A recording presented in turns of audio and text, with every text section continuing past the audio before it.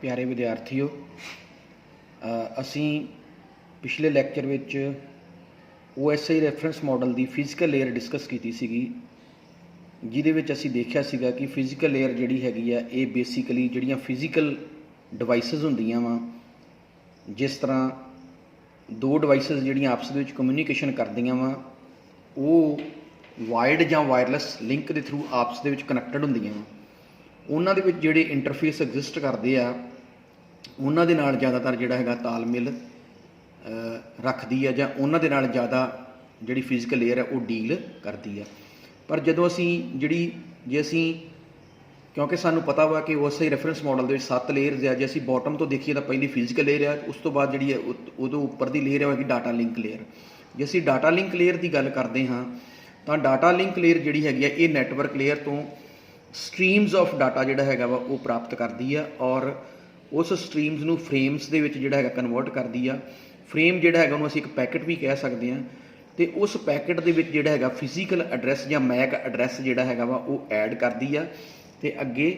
जिहड़ा हैगा physical layer नूं दिंदी है। फिजिकल लेयर जिहड़ी हैगी आ जिहड़ी इनफॉर्मेशन फ्रेम्स की रूप दे विच प्राप्त करती है, उहनूं ट्रांसमिशन मीडिया ते पुट करती है, तो ये रिसीवर साइड जिहड़ा हैगा वा फिजिकल लेयर नूं मिलदा ते उत्थों डाटा लिंक लेयर नूं मिलदा वा, ते डाटा लिंक लेयर उपर नैटवर्क लेयर नूं प्रोवाइड करदी है। इस तरीके दे नाल जिहड़ा हैगा वा इनफॉर्मेशन दा आदान प्रदान वो हुंदा वा। जे असी दोबारा असी गल करिए डाटा लिंक लेयर की, तो ये बॉटम तो सैकेंड लेयर हैगी OSI रैफरेंस मॉडल की, तो यदा जिहड़ा मेन रिस्पोंसिबिलिटी हैगी ये नोड तो नोड डिलीवरी करती है। नोड तो नोड डिलीवरी का भाव है कि जिस तरह एक नैटवर्क के सपोज करो दो कंप्यूटर आपस के कनैक्टड है, एक कंप्यूटर है A तो एक है B, नैटवर्क जिहड़ा हैगा वा वो हैगा वा Z दे विच A ते B कंप्यूटर आपस दे विच कनैक्टड आ। हुण A जिहड़ा हैगा B नूं इनफॉर्मेशन सेंड कर रहा वा, ते A जिहड़ा हैगा वो सोर्स है, ते B जिहड़ा हैगा वो डेस्टिनेशन आ। हुण असीं कहांगे कि जिहड़ा A तो B नूं पैकेट जांदा वा वो नोड तो नोड डिलीवरी हो रही है, तो इहदी जिहड़ी सारी रिस्पोंसिबिलिटी है वो पैकेट की सोर्स तो डेस्टिनेशन तक पहुँचाउण दी ये डाटा लिंक लेयर लैंदी है। तो डाटा लिंक लेयर जिहड़ा हैगा ये किस तरह जिहड़ा हैगा वा पहुँचाउंदी है, क्योंकि जिहड़ा मैक एड्रैस या जिहड़ा फिजिकल एड्रैस हुंदा वा ये किसी भी कंप्यूटर या मशीन के नैटवर्क इंटरफेस कार्ड के उत्ते जिहड़ा हुंदा ये लिखिया हुंदा वा। ये 12 डिजिट हेक्साडेसिमल नंबर हुंदा वा, जिहड़ा पहलियां जिहड़ियां 6 डिजिट हैगियां वा वो मैन्युफैक्चरर का नाम हुंदा जिन्हें कार्ड बनाया हुंदा वा, ते अगलियां 6 डिजिट जिहड़ियां हुंदियां वो यूनीक हुंदियां वा। तो इस तरीके दे नाल ये की करदी है डाटा लिंक लेयर जिहड़ी हैगी आ पैकेट दे हैडर दे विच जिहड़ा हैगा वा मैक एड्रैस जिहड़ा हैगा उहनूं शामिल कर दिंदी आ, ते ये जिहड़ी हैगी नोड तो नोड डिलीवरी कराउण दे विच कामयाबी हासिल करती है। हुण जदों अगली गल हैगी जे असीं अगली गल वेखीए तो डाटा लिंक लेयर जिहड़ी हैगी ये दो भागां दे विच डिवाइड आ, जिस तरह logical link control sub layer ते medium access control sub layer. जिहड़ी logical link control sub layer हैगी आ ये जिहड़ियां मीडिया दीयां डिवाइसिस हैगियां वा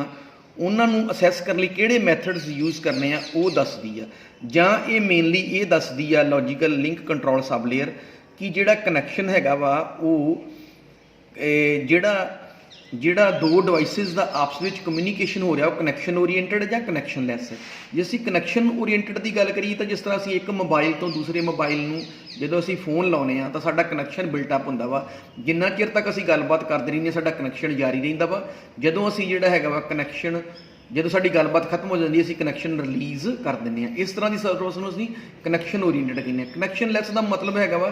कि जिस तरह इंटरनैट के उत्ते असीं डाटा सर्विस नूं यूज़ करते हैं उहदे विच असीं कोई कनैक्शन नहीं बनाउंदे, पर साडा जिहड़ा हैगा वा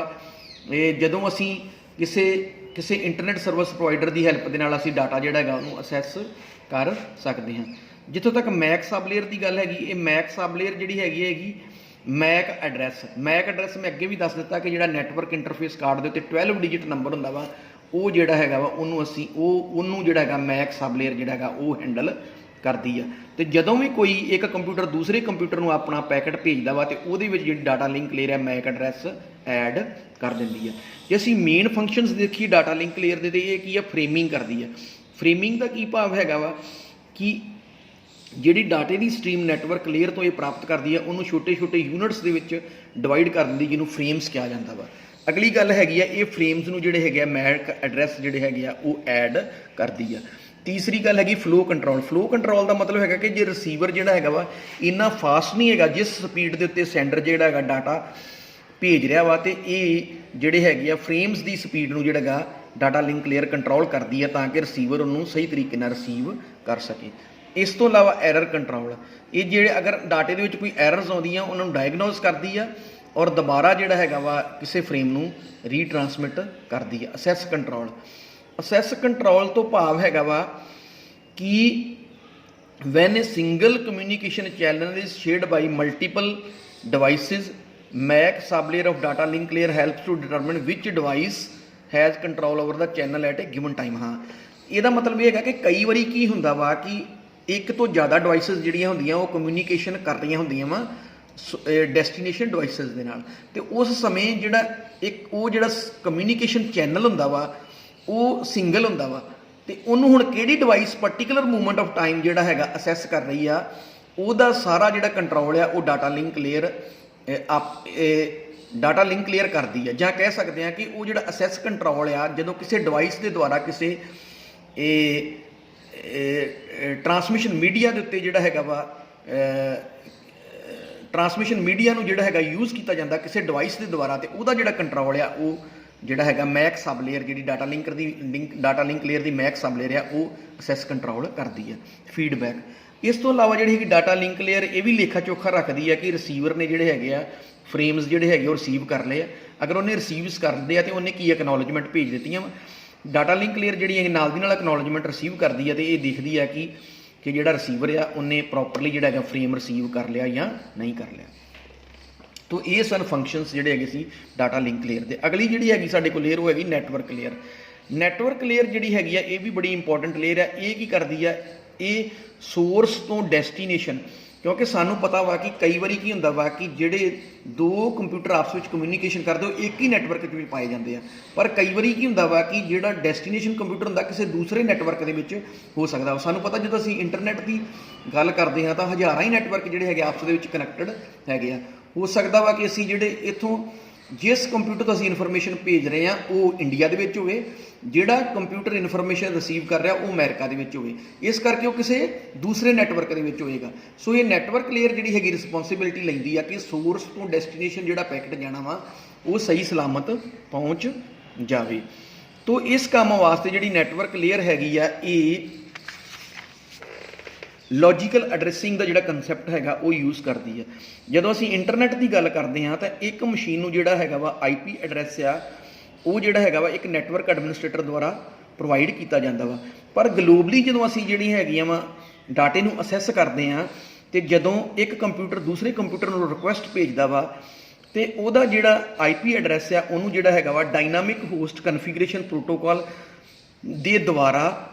जिहड़ा डायनामिक होस्ट कन्फिगरेशन सर्वर हुंदा वा उस द्वारा प्रोवाइड किया जाता है। तो असीं कह सकते हैं कि जिहड़ा IP एड्रैस हुंदा वा किसी भी मशीन का जो ग्लोबली वो डाटे नूं असैस करती है, रिक्वेस्ट भेजती है या रिक्वेस्ट रिसीव करती है, खास करके जो वो रिक्वेस्ट भेजती है तो वह जिहड़ा हैगा वा IP एड्रैस जिहड़ा डायनामिकली चेंज हुंदा वा। अगर जे जिहड़ा कनैक्शन हैगा वो डायल अप अकाउंट कनैक्शन हैगा वा तो जिहड़ा IP एड्रैस है वो जिहड़ा इंटरनेट सर्विस प्रोवाइडर के द्वारा प्रोवाइड किया जाता है। तो इस तरीके दे नाल जिहड़ी हैगी नैटवर्क लेयर है ये लॉजिकल एड्रैसिंग की जिम्मेवारी निभाउंदी है। और अगली गल जिहड़ी हैगी है राउटिंग, जिहड़ी नैटवर्क लेयर हैगी है राउटिंग का काम भी करती है। राउटिंग का काम का मतलब हैगा कि सानू पता वा कि पैकेट्स जिहड़े हैगे आ एक जगह तो दूसरी जगह ते जाते हैं। हुण